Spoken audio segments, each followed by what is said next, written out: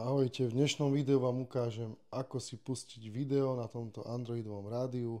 Použil som formát MP4, samozrejme všetky podporované formáty sú uvedené na stránke. Jednoducho toto USBčko pichnete do kábla, ktorý je súčasťou balenia.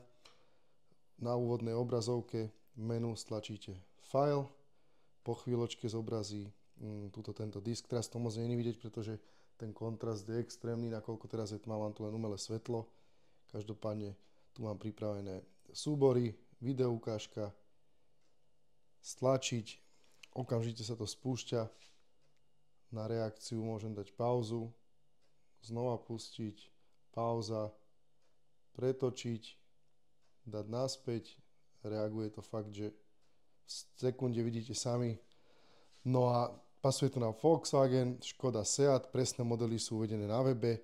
Zvuk mi tu samozrejme nejde, ak by sa niekto mal chuť opýtať, pretože nemám zapojené reproduktory, mám to zapojené len na meniči, ale v jednoduchosti takto rýchlo a takto jednoducho sa dá spríjemniť jazda s týmto rádiom.